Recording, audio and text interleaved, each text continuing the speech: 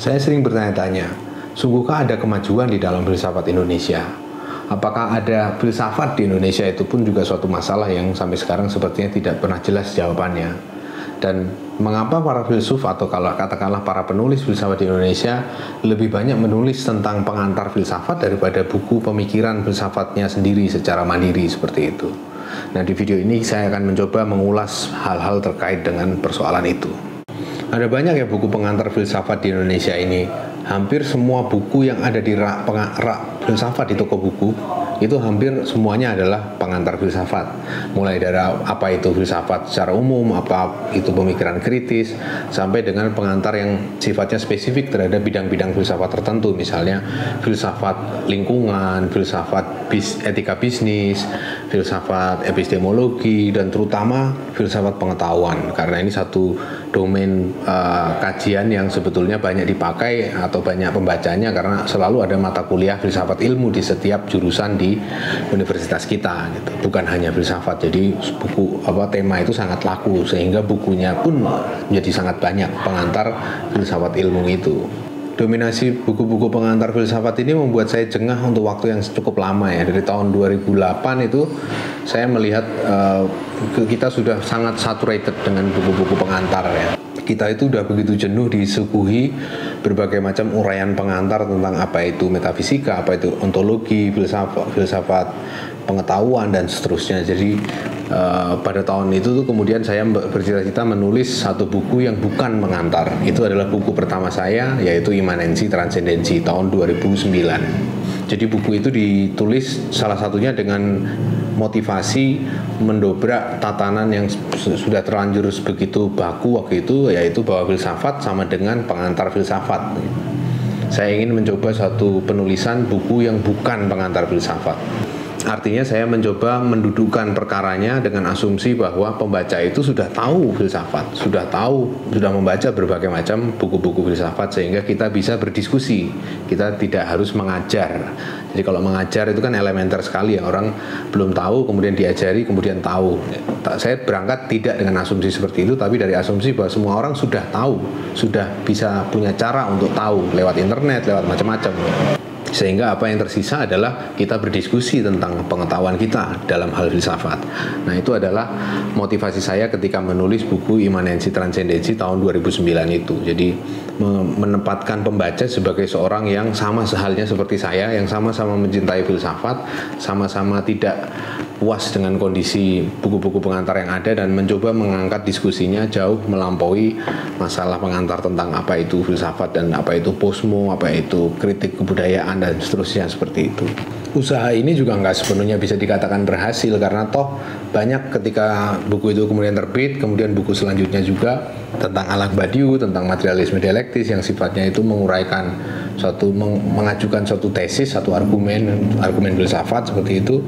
Kemudian orang banyak juga menanyakan hal-hal yang elementer sehingga akhirnya terpaksa saya menulis kembali masalah-masalah pengantar filsafat lagi gitu. Jadi kembali ke hal yang sebetulnya mau saya persoalkan di awal, jadi soal pengantar filsafat itu. Sebetulnya agak aneh ya kenapa orang masih membutuhkan pengantar filsafat di era yang sudah serba digital sekarang ini kan. Orang bisa aja tinggal browsing di Wikipedia untuk tahu tentang apa itu Platonisme, apa itu sejarah filsafat dan seterusnya.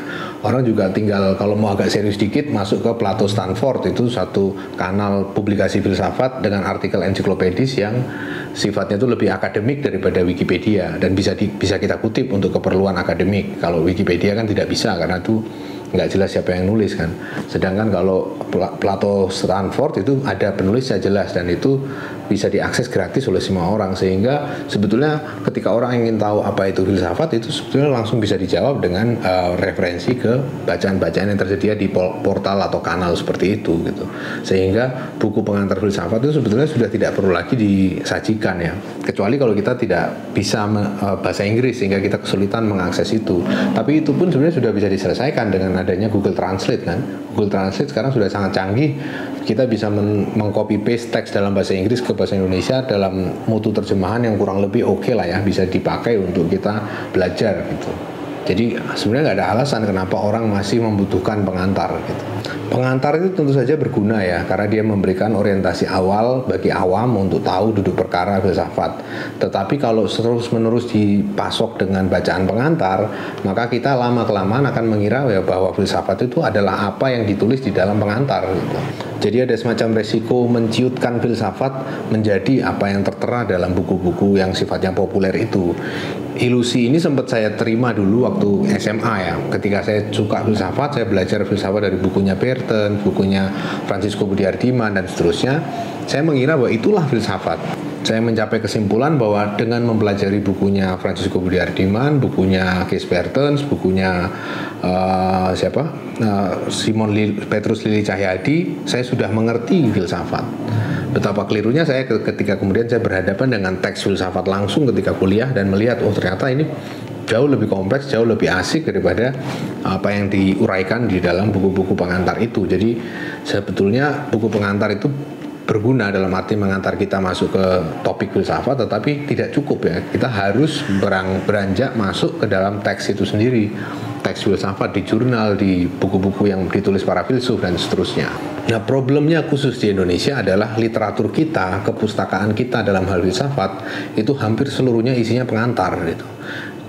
Saya berani taruhan kalau hari ini saya berangkat ke Gramedia, saya melihat buku-buku di rak filsafat di sana, kalaupun masih ada raknya ya, karena rak filsafat dewasa ini semakin tergusur, akhirnya dulu sempat digabung dengan psikologi, kemudian digabung dengan pelajaran agama, terus terakhir kayaknya hilang sama sekali. Tapi di beberapa toko buku masih ada, dan kita coba datang ke toko buku seperti itu dan melihat buku filsafat yang ada. Isinya pasti kalau nggak terjemahan ya pengantar. Kalau ditulis oleh orang Indonesia sendiri biasanya pengantar. Bahkan ini berlaku juga untuk teks filsafat yang merupakan hasil dari produk akademik, artinya skripsi, tesis, disertasi doktoral gitu.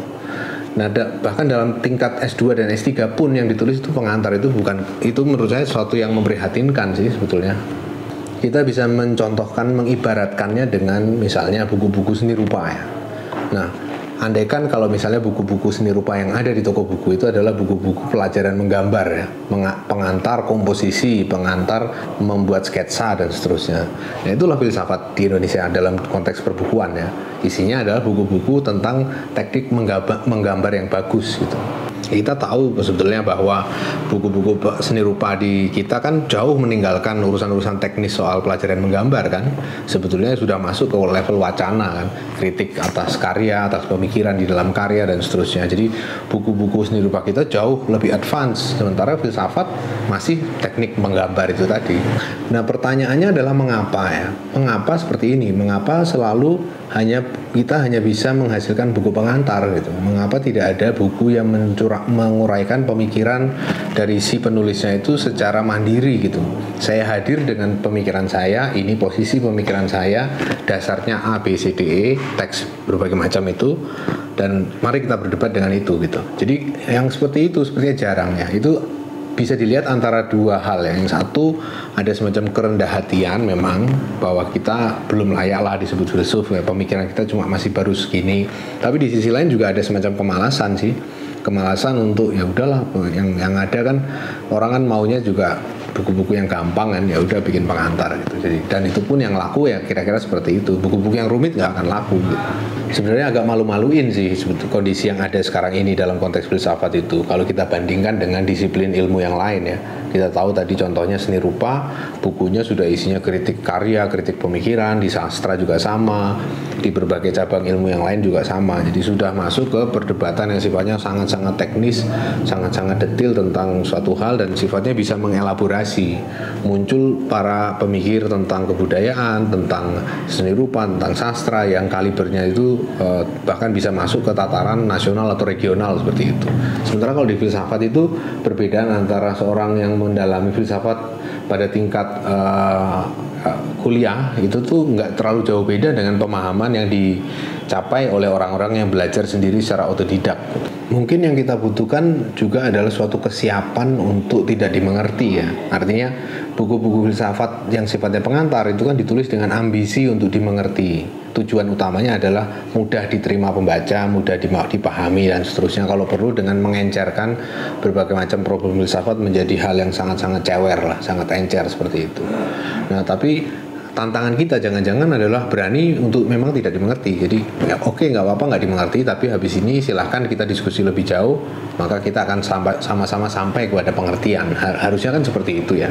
Artinya buku filsafat itu mestinya ditulis dengan kesadaran untuk memposisikan pembaca sebagai orang yang punya cara sendiri untuk mencapai pengetahuan dan bisa ikut dalam diskusi yang sifatnya setara dengan kita gitu. Kita tidak harus memposisikan penulis filsafat itu sebagai seorang yang lebih tahu daripada pembaca, mengajari tentang apapun hal dengan cara yang sangat mudah, dengan jembatan keledai dan seterusnya, dan dengan kata lain menganggap bahwa pembaca itu bodoh gitu, hanya bisa mengerti pengantar gitu. Harusnya kita beranjak dari asumsi itu, meninggalkan asumsi itu, masuk ke dalam satu asumsi baru bahwa kita ini sama-sama orang yang mau berdiskusi. Silahkan kalau mau ada informasi yang mau dilengkapi sehingga kita bisa berdiskusi, ya silahkan cari atau silahkan berdiskusi kayak itu, sehingga kita bisa masuk ke dalam wacana yang sifatnya lebih advance daripada sekedar mengulang apa yang dikatakan di dalam buku-buku pengantar. Ukuran bagi kemajuan di dalam filsafat tentunya adalah sejauh mana perdebatan kita berkembang ya. Dan perdebatan ini nggak akan berkembang kalau kita selamanya berhenti dalam dunia tulis-menulis dan baca-membaca pengantar. Karena itu kan berarti kan menyiapkan dasar ya. Nah kalau menyiapkan dasar terus nggak membangun kan berarti ya nggak ada kemajuan. Isinya kan dibuatkan satu fondasi, terus besoknya diganti fondasinya, dicat warna hijau, dicat lagi warna merah, dicat lagi warna kuning, itu nggak membangun itu namanya. Inilah kondisi filsafat di Indonesia gitu. Perkara mengecat bangunan itu mendingan nanti aja setelah bangunannya jadi. Jadi jangan mengulang-ulang ngecat hal yang sama gitu. Menurut saya makanya dalam arti itu lebih baik kita tinggalkan penulisan pengantar, masuk ke penulisan yang sifatnya memang argumentatif. Nah dari situ barulah kemudian sambil jalan, sambil diproduksi pengantar baru yang sifatnya kontekstual terhadap perkembangan yang ada. Kalau nggak ada perkembangan berarti ngapain ditulis buku pengantar kan gitu. Jadi satu-satunya cara memajukan filsafat di Indonesia ya adalah dengan berhenti menulis pengantar filsafat dan mulai menulis buku yang sifatnya berargumen, mengajukan satu tesis pemikiran yang kemudian diperdebatkan dengan buku yang lain dan kemudian beranjak menulis satu tesis yang lebih baru yang mengatasi perdebatan yang ada dan seterusnya. Jadi dialektika pemikiran bekerja dengan cara seperti itu ya. Sebetulnya belakangan ini sekitar 20 tahun terakhir katakanlah seperti itu mulai muncul buku-buku filsafat yang bukan pengantar ya di Indonesia ini. Misalnya adalah buku-buku yang diterbitkan di Jogja, penerbit Jogja, misalnya Cantrik Pustaka atau Aurora gitu. Itu adalah penerbit buku yang menerbitkan filsafat, buku-buku filsafat yang bukan pengantar. Contohnya adalah satu buku yang ditulis oleh Muhammad Al-Fayad berjudul Filsafat Negasi. Itu adalah suatu buku yang orisinal, jadi artinya memuat satu argumen yang merupakan hasil pemikiran dari si penulisnya, yang bukan hanya sekedar pengantar pada topik-topik filsafat. Jadi si penulisnya ini, si Muhammad Al-Fayad ini menguraikan satu tesis-tesis di dalam buku itu yang bersifat orisinal gitu, dan itu suatu kemajuan dalam filsafat Indonesia. Contoh lainnya adalah buku yang ditulis oleh Hizkia Yosipo Limpung yang judulnya adalah Ontoantropologi. Jadi membahas tentang kritik terhadap Quentin Meassu dengan perspektif Lacanian. Jadi di situ walaupun mengulas pemikiran seorang tokoh filsafat Quentin Meassu dalam hal ini, tetapi di sana kelihatan ada usaha untuk berpikir secara mandiri ya. Maksudnya menegaskan posisi sendiri terhadap pemikiran yang ada dan bukan hanya menguraikan ulang pemikiran dari si Meassu itu gitu. Jadi itu adalah juga satu usaha dari dari filsafat terkini di Indonesia yang mencoba keluar dari bingkai yang ditetapkan oleh industri filsafat di Indonesia, katakanlah semacam itu. Jadi buku-buku pengantar yang tidak ada habisnya itu. Usaha yang sebetulnya sudah mulai muncul sekitar 10-20 tahun belakangan ini, dan harapannya di tahun-tahun mendatang karya-karya seperti itu akan semakin banyak sehingga kita betul-betul bisa bicara tentang filsafat atau tradisi filsafat di Indonesia dan bukan hanya tradisi pengantar filsafat.